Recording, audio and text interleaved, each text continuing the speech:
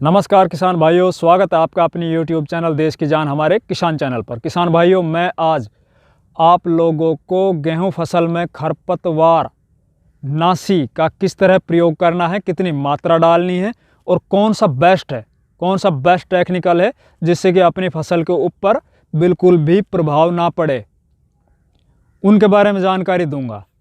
क्या है कि मेरे पास लगातार कमेंट्स आ रहे हैं किसान भाइयों को, ये समझता हूँ मैं बहुत से किसान भाइयों को पता ही नहीं चलता है। दुकान में वो जाते हैं, वो बोलते हैं कि मेरे को खरपतवार नाशी दे दो गेहूं का, तो उनके हाथ में जो पकड़ा दिया जाता है वो लेके चले आते हैं।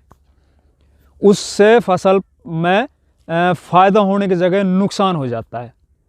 क्या है कि खरपतवार नाशी का प्रयोग बहुत ही सोच और समझ के करना चाहिए, क्योंकि इससे फसल में पीलापन हो जाता है। अगर ज़्यादा डोज आपने डाल दी तो फसल ख़राब भी हो जाएगी इससे।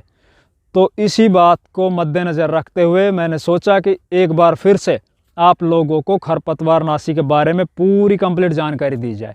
तो जो किसान भाई हमारे चैनल पर नए आए हैं, कृपया करके चैनल को सब्सक्राइब कर लीजिए, वीडियो को लाइक और ज़्यादा से ज़्यादा शेयर कीजिए। किसान भाइयों, आप अगर दुकान पर जाते हो, कभी भी आप फ़ोन कर लीजिए। मेरे नंबर हैं वो मेरे कमेंट्स बॉक्स में मिल जाते हैं और हर एक किसान के पास है। पूरे देश में लगभग 15 स्टेटों के किसान मुझसे जुड़े हुए हैं, लगातार वो फ़ोन करते रहते हैं। कभी भी आप पूछ लीजिए, जो भी आप लोगों को मन में आए वो चीज़ बेहिचक पूछ लीजिए, क्योंकि मैं भी एक किसान हूँ, मैं कोई राजा का बेटा तो हूँ नहीं। तो आप कभी भी पूछ लीजिए। तो अभी बात करते हैं अपन खरपतवार नाशी के बारे में। तो देखिए, सबसे पहली बात, पहली सिंचाई करने के बाद आप लोगों को खरपतवार नाशी का प्रयोग करना है। वो आप अपनी मिट्टी को देख लीजिए। अगर आपके जल भराव वाली मिट्टी है, गीली मिट्टी है, काली मिट्टी है, उसमें पैर बैठता है, तो आप उसी हिसाब से 2 दिन, 5 दिन, 7 दिन उतने अपने हिसाब से रखिए कि खेत में कब अपन घुस सकते हैं जब हमारे पैर नहीं बैठेंगे। हाँ, नमी पर्याप्त होनी चाहिए उस टाइम पे। पहले बात ध्यान खोल कर रख लीजिए कि खेत में नमी बराबर होनी चाहिए, क्योंकि जब अपन खरपतवार नाशी का प्रयोग करेंगे तो खरपतवार नाशी अपने खरपतवार की जड़ तक पहुंचना चाहिए, तभी वो मरेगा, ऊपर से और नीचे तक। दूसरी बात, कभी भी आप बगैर सिंचाई के सूखे खेत में खरपतवार नाशी का प्रयोग मत कीजिए। अगर वो करोगे तो ऊपर से खरपतवार है जो वो सूख जाएगा, नीचे से वो हरा रहेगा और वो दोबारा से उसमें फुटाव होकर दोबारा से खड़ा हो जाएगा। कई लोगों की शिकायत होती है कि हमारे काम नहीं की दवाई। अरे दवाई तो काम कर जाती भाइयों, लेकिन हमारी कुछ गलतियों की वजह से काम नहीं की।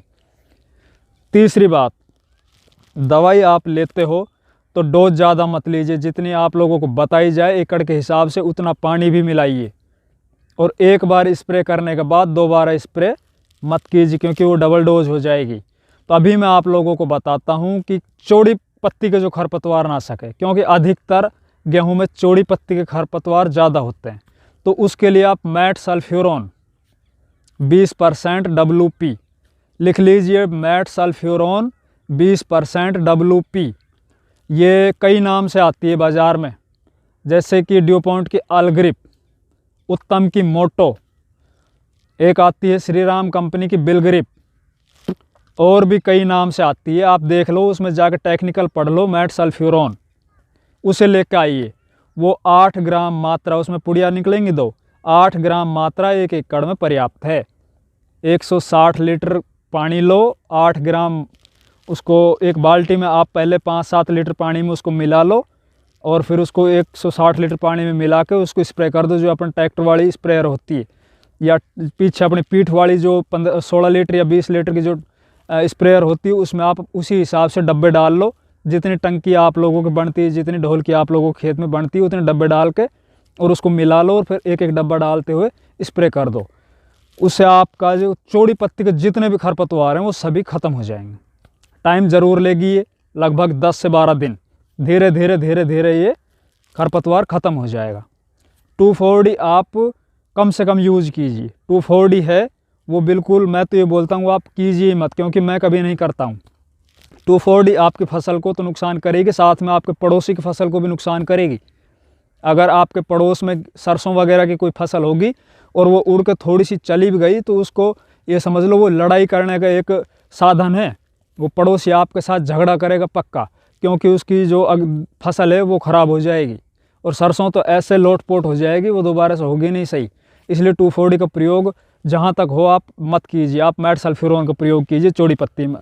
हाँ, तो अभी सकरी पत्ती की जो बात आती है, सकरी पत्ती में जई है, गुल्ली डंडा है, या और भी जो भी गेहूं को छोड़ के जितने भी सकरी पत्ती के जो भी खरपतवार है, उनके लिए आप टेक्निकल लिख लीजिए, क्लोडिनाफॉप प्रोपाजोल 15% WP। क्लोडिनाफॉप प्रोपाजोल WP 15%, ये आपको लेकर आनी है। और जिन भाइयों के दोनों खरपतवार हैं खेत में, चौड़ी पत्ती भी है और सकरी पत्ती भी है, तो उसके लिए क्लोडिनाफॉप प्रोपाजोल 15% और मैट सल्फ्यूरोन 1% ये लेके आइए। ये UPL कंपनी की वेस्टा के नाम से आ रही है दोस्तों। जो मैं खुद यूज़ करता हूँ वो बता रहा हूँ आप लोगों को। इनसे आपकी फसल पे कोई प्रभाव नहीं पड़ेगा, फसल आपकी अच्छी होगी, उससे कोई झटका नहीं लगेगा फसल के ऊपर। तो UPL कंपनी की वेस्टा के नाम से आती है, 160 ग्राम 1 एकड़ की, 160 ग्राम 1 एकड़ में।